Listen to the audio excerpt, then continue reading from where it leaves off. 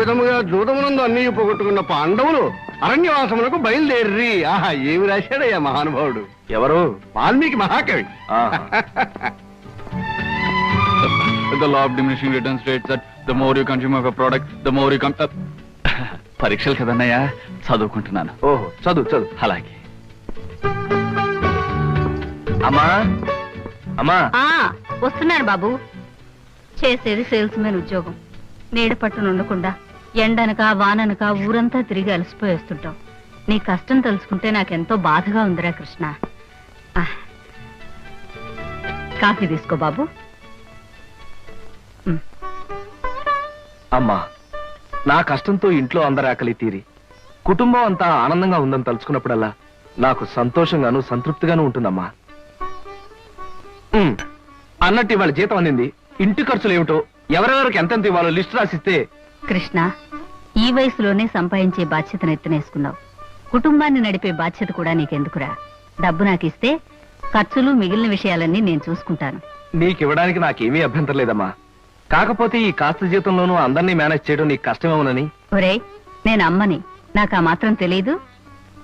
అమ్మవు కాబట్టే అందరి మాటలకు కరిగిపోయి అడిగిన వాళ్ళందరికీ కాదలేక ఇచ్చేస్తావని. సర్లేరా. సరే సరే సరే, తీసుకో.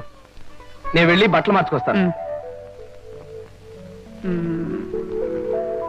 బియ్యానికి 300. అమ్మా, నీకు విషయం చెప్పాలంటే ఏడుపు వస్తుందమ్మా. ఏడవలసిన అవసరమే వచ్చిందిరా బాబ్జీ. ఇంట్లో నాన్న సంగీతంతో హింసిస్తున్నాడని చదువుకోవడానికి బీచ్కి వెళ్ళాను. అక్కడ వాచ్ పోయిందమ్మా. ఎల్లుండి నుంచి పరీక్షలు. కనీసం చేతికి సెకండ్ హ్యాండ్ వాచ్ అయినా ఉండాలిగా. ఓ 100 రూపాయలు బొమ్మా. ఈసారైనా తగలేసుకోకుండా వాచి కొనుక్కో. అలాగే. ఇదిగో 100. అయినా వాచి బారేసుకోవడం ఏమిట్రా పిచ్చి వెధవ. ఇదిగో పార్వతి, ఇందాక వీధిలోంచి వస్తుంటేను కొందరు పెద్ద మనుషులు కనిపించి త్యాగరాజ ఉత్సవాల దగ్గరికి వస్తున్నాయి కదా, నా వంతు ఓ 500 రూపాయలు విరాళంగా ఏమని భైరవ రాగంలో బావురమన్నారే. 500? నేను ఇలాగే అన్నాను. మీరిస్తాను ఒప్పుకున్నారా? కుటుంబం బరువు బాధ్యతలు తెలిసిన వాడిని నేనెందుకు మాటిస్తానే. కావాలంటే 2 లేక 300 విరాళంగా ఇస్తాను. ఆ రోజు ఉచితంగా కచేరీ చేస్తానని మాటిచ్చాను. పైసా కూడా అడగం. ఈ కచేరీ మాత్రం వద్దు బాబు అని దండం పెట్టుంటారు. అంతేనా? కమాతు రాగంలో కాళ్ళు చేతులు వెరకొడతాను. నా కచేరీ అంటే బొత్తిగా భక్తి శ్రద్ధలు లేవు. ఆఖరి మాటగా 200 రూపాయలు విరాళంగా ఇస్తాను అన్నానే. ఇవ్వకపోతే బాగుండదు, ఆ తర్వాత నీ ఇష్టం. త్యాగరాజ స్వామి నిన్ను ఆశీర్వదిస్తాడు.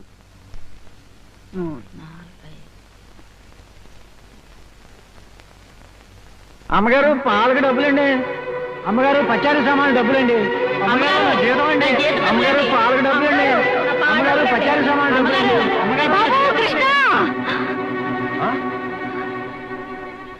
నా వల్ల కాదురా.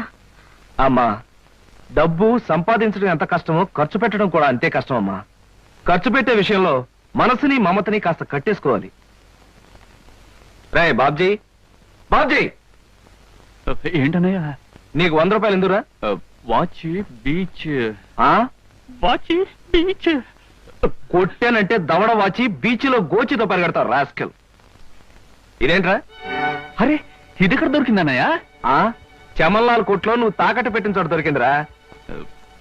75 రూపాయలు ఇచ్చి విడిపించి తీసుకొచ్చాను. ఆ 100 రూపాయలు ఇట్టించి వాచ్ తీసుకో. చూడు, ఎక్కువ భయం నటించక. మొహమ్మద్ కొట్టానంటే భూపాల్ రాగంలో భారీ ఎత్తున ఎడుస్తావు. సినిమా హాల్లో తెరల మీద పువ్వులు చల్లడానికి, చిల్లర చల్లడానికి వాచీలు తాకట్టు పెట్టుకుంటారా? అడ్డగాడిదా అని. వాడు అడ్డగాడిదైతే మరి ఏమిటి? త్యాగరాజోత్సవాలు జరిగి నెల కూడా కాలేదు, మళ్ళీ త్యాగరాజోత్సవాలు ఎక్కడి నుంచి వచ్చానన్నా? అవి త్యాగరాజోత్సవాలు కాదురా, సంగీతం నీకు తెలీదు. అవి రాగరాజోత్సవాలు. మాయ రాగరాజోత్సవాలు. సరే, పేకాట ఆడడానికి ఇంట్లో అబద్ధం చెప్పి డబ్బు తీసుకోవడానికి సిగ్గుపడాలన్నా. అరే, నువ్వు చెప్పుడు మాటలు నుంచి చెడిపోతున్నావురా. నేను పేకాట ఆడుతున్నాను ఎవరు చెప్పారా నీకు? ఎవరు చెప్పారా? ఎవరు చెప్పారు? చెప్తా, చెప్పు. పిచ్చివాడు. ఆ మూటేమిట్రా? ఈ మహానుభావుడు పేకాట్లో ఓడిపోయి బట్టలన్నీ తాకట్టు పెడితే విడిపించి తీసుకొచ్చాను. ఓహో, అందుక ఇందాక పేపర్ అడ్డం పెట్టుకుని గదిలో పరిగెడుతున్నారు. ఏమండి, మొగుడు ఏమైనా అంటే కళ్ళు పోతాయే. ఇక నేను చెప్పాల్సింది ఏమీ లేదురా. ఇదిగో 200 రూపాయలు. 100 రూపాయలు ఇవ్వరా? పితృభక్తి లేదు. చూసావమ్మా, ఖర్చు పెట్టడంలో నీకు నాకు ఉన్న తేడా. నువ్వెంతో కష్టపడి తెచ్చి డబ్బు వెళ్ళిలా తగలేస్తారని నేను ఎలా అనుకుంటానురా. అన్నట్టు మర్చిపోయాను, ఇంటికెళ్ళావిడే అద్దె కోసం కబురు చేసింది. ఓహో అదో సమస్య ఉంది కదూ, నేను వెళ్ళి తెలుసుకొస్తా. ఏమండి, టిఫిన్ రెడీ చేశాను, రండి తిందురు గాని. తినడం పడుకోవడం తప్ప ఏమీ చేత కాదు. రావయ్యారా, అద్దె డబ్బులు తీసుకొచ్చావా? ఆ పని మీద వచ్చానండి, కానీ టిఫిన్లు పెడుతూ ప్రొఫైల్లో నుంచున్న మిమ్మల్ని చూస్తుంటే అదేదో సినిమాలో రేఖలా అనిపించి అక్కడే నిలబడిపోయానండి. కొంచెం ఇటు తిరుగుతారా? అరే రే కొద్దిగా అటు తిరుగుతారా? అయ్యో నువ్వు మరీ చెబుతావయ్యా. నేను రేఖలా ఉండడం ఏమిటి? ఆ అమ్మాయి నాకన్నా కొంచెం సన్నం అనుకుంటాను. సన్నం కాబట్టే మీ అంత అందంగా కనిపించదండి. చూసారా, మీరు అలా నవ్వుతూ ఉంటే మీ బొగ్గ మీద సొట్టలు బాబీ సినిమాలో డింపుల్ కపాడేలాగా అనిపిస్తున్నారండి. ఆ పిల్ల నాకన్నా 1-2 సంవత్సరాలు చిన్నదనుకుంటాను. చిన్నది కాబట్టే మీ అంత మెచ్యూరిటీ ఆవిడలో లేదు. పొరపాటున మీరు పెళ్లి చేసుకున్న హౌస్ వైఫ్ గా సెటిల్ అయ్యారు గాని మీరు గనక సినిమాలో చేరినట్లయితే ఆ శ్రీదేవి జయప్రద మీ ముందు ఎందుకు పనికొస్తారండి? అదేమిటయ్యా నుంచోనే మాట్లాడతావు? కూర్చో, టిఫిన్ తిందు గాని. దాందే ఉందండి, అస్సలు మీ ఫిగరు కలరు కాలేజ్ అమ్మాయిలు కూడా ఉండదండి. నువ్వు మరీ పొగిడేస్తున్నావు బాబు. ఇంకో దోశ వేసుకో. టిఫిన్ గా నన్ను పిలిచి దోసేసుకొని అతను పెడతాయేంటి? అబ్బా, నీకెప్పుడు తిండి పిచ్చే. ఇంటికి వచ్చిన గెస్ట్ కు పెట్టాలి కదా. గెస్ట్ కి పెట్టి నాకు అభ్యంతరం లేదు, కానీ నాకు కూడా తగలే. తినండి. బాబు, నీకు హార్లిక్స్ కావాలా, బోన్విటా కావాలా? ఉల్లాసానికి ఆనందానికి వాడండి హార్లిక్స్. అయితే అదే తీసుకొస్తాను. ఏమండి, 1 మినిట్. వెనక నుంచి మీ మూమెంట్స్ చూస్తూ ఉంటే ఆ మూమెంట్ ఎలా ఉంటుందో ముందు నాకు చెప్పు, నేను తర్వాత దానికి చెప్తాను. అదేమిటండి అలా విసుక్కుంటారు? ఆ అబ్బాయి ఏదో సరదాగా మాట్లాడుతుంటే. ఏమండి, ఆయన ఇప్పుడే ఇలా విసుకుంటున్నారు, ఇక నేను అద్దె డబ్బులు ఇవ్వలేనన్నా అనుకోండి, ఇంకెంత విసుకుంటారో. ఆయన విసుకోకుండా నేను చూసుకుంటానుగా. మీరు ఊరుకోండి. చూడు బాబు, అద్దె ఈ నెలలో ఇవ్వలేకపోయినా వచ్చే నెలలో ఇద్దు గాని. థ్యాంక్స్ అండి. టిఫిన్ తిను. ఏమయ్యా, నా తిండి తింటూ నాతో అబద్ధం చెప్పకూడదు. నిజం చెప్పు, మా ఆవిడ శ్రీదేవిలాగా జయప్రదలా ఉందే? మీరు అడిగారు కాబట్టి నిజం చెప్తున్నానండి. మీరు మాత్రం ఈ పక్క నుంచి చూస్తే శత్రుఘ్న సిన్హా ఉన్నారు. హైట్ విషయంలో కొంచెం తగ్గారు కాబట్టి రిషి కపూర్ గారి, పెరుగునట్టయితే అమితాబ్ బచ్చనే. అసలు మీ పర్సనాలిటీకి ఈవిడ్ని ఎలా పెళ్లి చేసుకున్నారండి? ఏమిటోనయ్యా, నా తలరాత నా కర్మ. నిజానికి అదృష్టం బాగుంటే ఈ రేఖలో శ్రీదేవిలో చేసుకోవాల్సిన వాళ్ళే కదా. ఫ్యూచర్ లో చేసుకోవచ్చేమో. Anyway, best of luck. ఈ దశ కూడా వేసుకో. ఏం మొహమాటపడకు, పళ్ళు కూడా ఉన్నాయి. అలాగే. ఏరా, మళ్ళీ అబద్ధాలు చెప్పి ఆ దంపతులిద్దరిని మోసం చేసి అద్దె బకాయి వేశావు ఏ? అమ్మా, జీవితంలో బ్రతకాలంటే మాటలైనా ఉండాలి, నోట్లైనా ఉండాలి. అసలు నీకు ఇంకో విషయం చెప్పనా? బారసాల నాడు నాకు రామకృష్ణ అని పేరు పెట్టి రామాని పిలవడం మానేసి కృష్ణాని ఎందుకు పిలుస్తున్నావే? అందుకేనేమో అబద్ధాలు చెప్పడం జీవితానికి తప్పనిసరి అయిపోయింది. ఉద్యోగంలోనూ అబద్ధాలు చెప్తున్నాను, ఇల్లు గడవడానికి అబద్ధాలు చెప్తున్నాను. కానీ ఈ అబద్ధాలు చెప్తున్నందుకు నేనేం బాధపడటం లేదమ్మా. ఎందుకంటే నేను అబద్ధాలు చెప్తుంది నా కోసం కాదు, నా కన్నవాళ్ల కోసం, నాకున్న వాళ్ళ కోసం, అంతే. ఒరే రామకృష్ణ, కృష్ణుళ్ళ నువ్వు అల్లరి చేసి అబద్ధాలు చెప్పినా నీకు రాముళ్లాంటి మంచి మనసుంది. అది చాలరా మాకు.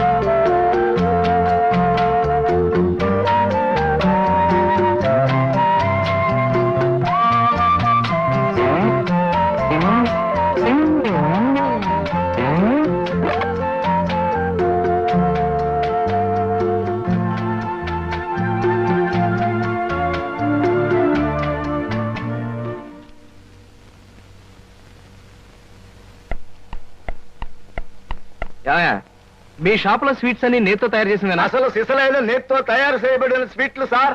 ఓహో, మరేం లేదయ్యా, రేపు పెద్ద పార్టీ ఉంది, దానికి ఆర్డర్ ఇద్దామని. ఏ షాప్ అయితే బెటర్ గా ఉంటుందా అని ఆలోచిస్తున్నాను. తినచూడండి సార్, మీకే తెలుస్తుంది. ఒరే, ఒక స్వీట్ పెద్ద ఆర్డర్లకి కమిషన్ కూడా ఇస్తామండి. ఓహో, బ్రహ్మాండంగా ఉంది. ఇదిగో నీకు ధనలక్ష్మి ఏజెన్సీస్ తెలుసా? ధనలక్ష్మి తెలుసండి. తెలుసా? పక్క వీధిలో పక్క వీధిలో బస్ స్టాండ్ పక్కనే. బస్ స్టాండ్ పక్కన 10వ నెంబర్ ఇల్లే కదండి. కరెక్ట్ అయ్యా బాబు. అమ్మయ్యా.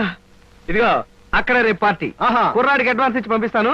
10 కేజీల స్వీట్ బ్రహ్మాండంగా ఉండాలి. 10 కేజీలు. ఓ మైసూర్ పాకు. మైసూర్ పాకు ఏంటి సార్, పాలకోవా కూడా తీసుకోండి. Thank you. స్వీట్ మాత్రం బ్రహ్మాండంగా ఉండాలి. చాలా బాగుండాలి. బాగా చేద్దాం. ఏమండి అడ్వాన్స్? ముక్క పీకడానికెందుకురా తొందర, ఎదర పేకంత చిందర వందర. ఇదిగో దొంగ కోళ్ళ నా ముక్కలు చూస్తే నేను ఒప్పుకోను. అయినా మీ చేతిలో ముక్కలు పెట్టుకుని నా చేతిలో ముక్కలు చూస్తారేంటి? నా ముక్కలు ఎప్పుడైనా చూసుకోవచ్చు కదరా. ముందు నీ ముక్కలు చూస్తే ఒక పని అయిపోతుంది కదా. ఆహా.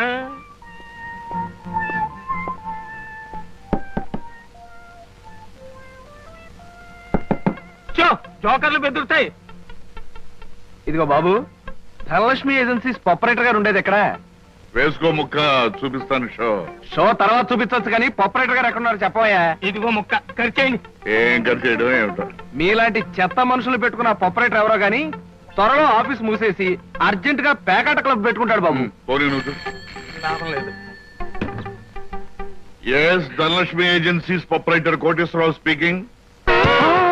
అవునవునవును, మీకు సరుకు పంపించాలి. కాకపోతే సేల్స్ మెన్ ప్రాబ్లం వల్ల వెంటనే పంపించలేకపోయాను.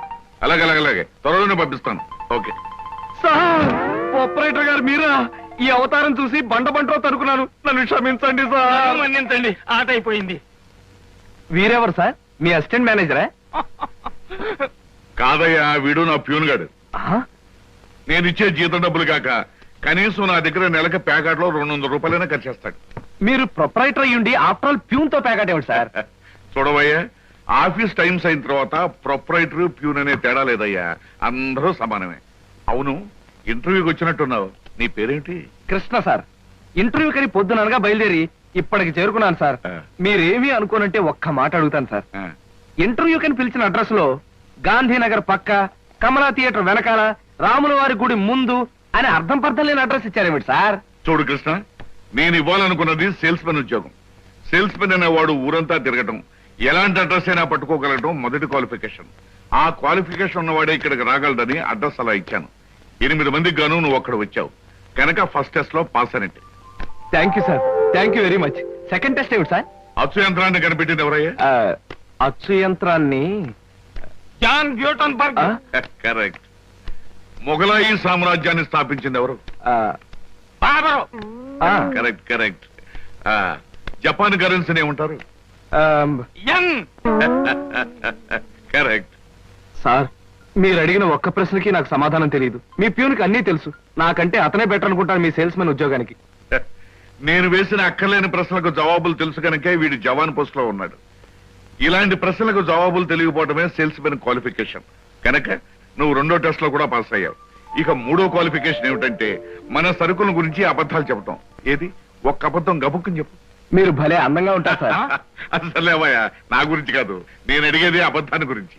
నేను ఇంతకు ముందు చెప్పింది అబద్ధమే sir. Correct. You are appointed as the salesmen. రేపే వచ్చి డ్యూటీలో చేయండి. Thank you sir, thank you very much.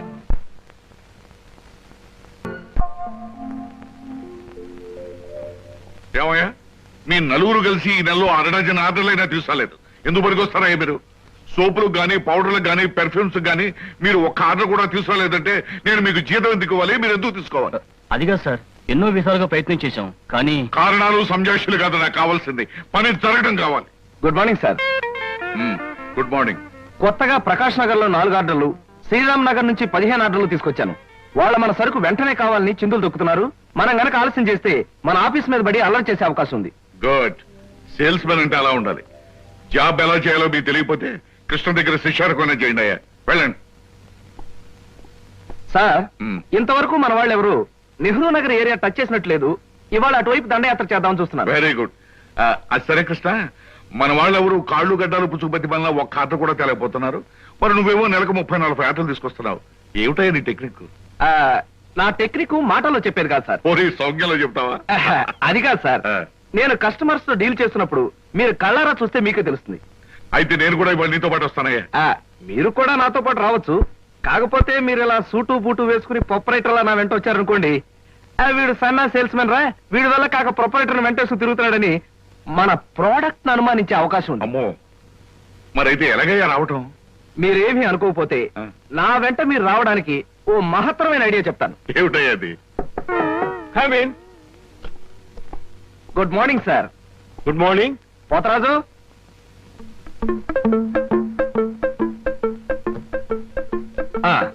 మీరు కొత్తగా పెట్టిన ఈ సూపర్ మార్కెట్ చూస్తుంటే నా మతి పోతుంది సార్.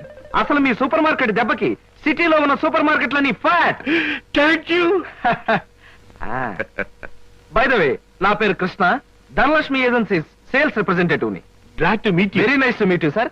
వీడు మా బాయ్, అదే పోతరాజు, నా పర్సనల్ అసిస్టెంట్. మీరు వచ్చినందుకు నాకు చాలా సంతోషం. రండి కూర్చోండి. Thank you.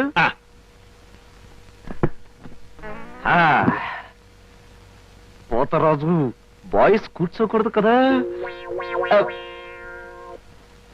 అలాగే నిలబడతానులేండి. సార్, మా ప్రోడక్ట్స్ అన్ని కొంచెం మంచినీళ్ళు ఇప్పిస్తారా? బాయ్ బయటికి వెళ్ళాడు. ఒరేయ్, నన్ను ఊరే అంటావా? పోతరాజు, బాయ్స్ ని అరే ఒరే అనక అయ్యా ఏమండి అనరు కదా. అవునవును, నేను బాయ్ని కదా. జగ్గులో వాటర్ ఉంది, అయ్యగారికి తెచ్చి ఇవ్వు. నేను నీళ్ళు తీసుకొచ్చి వాళ్ళ లేకపోతే నేను తీసుకురావాలా? కదా పోతరాజు, ఇప్పుడు నువ్వు బాయ్ కదా. అవును, నేను బాయ్ని కదా. నీ బాయ్ ఏంటి జోకర్ లాగా ఉన్నాడు? కొత్తగా చేరాడు, మొద్దు స్వరూపం, మీరేమనుకోకండి. ఆహా, మిమ్మల్నే సార్. ఓహో, ఏమిటయ్యా? ఒక్కసారి కళ్ళజోడు తీయండి సార్. ఆ, అరే రే, ఏమిటయ్యా? Face reading sir. ఫేస్ రీడింగా? మొహాన్ని పట్టి అవతల మనిషి యొక్క మంచి చెడు చెప్పడం. దాన్ని నేను 6 సంవత్సరాల పాటు అలహాబాద్ లో ఐజిన్ ఓవర్ అనే ఆస్ట్రేలియన్ దొర దగ్గర ట్రైనింగ్ పొందా. మీరిప్పుడు ట్రైనింగ్ పొందారు? ఈ దిక్కుమాల ఉద్యోగంలో చేరక ముందు. నువ్వు కాస్త నోరు మూసుకుని నిలబడు. ఒరేయ్, ఆ ఫ్లాస్క్ లో కాఫీ ఉంది, పట్టుకురా. నేను కాఫీ తీసుకురావా? ఏంటి దొరలాగా మాట్లాడతాడు? ఒకప్పుడు బాగా బతికిన వెదాలండి. నేను వెతవనా? నువ్వు బాయ్ కదా, వెళ్ళి కాఫీ పట్టరా.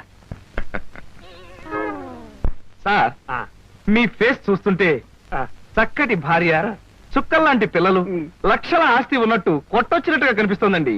ఇక ఫ్యూచర్ లో మీకు గొప్ప చేంజ్ రాబోతోంది. గొప్ప చేంజ్? అది ఏంటయ్యా? ఆడరేఖ, ఆస్తి రేఖ వరుసగా మీ రేఖలు కలవబోతున్నాయి. నిజంగా? అందులో ఆశ్చర్యపోవాల్సిందే ఉందండి. మీ అందం, మీ పర్సనాలిటీకి ఏ ఆడదైనా ఇట్టే పడిపోతుంది. సిగ్గుపడకండి. కాకపోతే ఎంత తొందరలో పడబో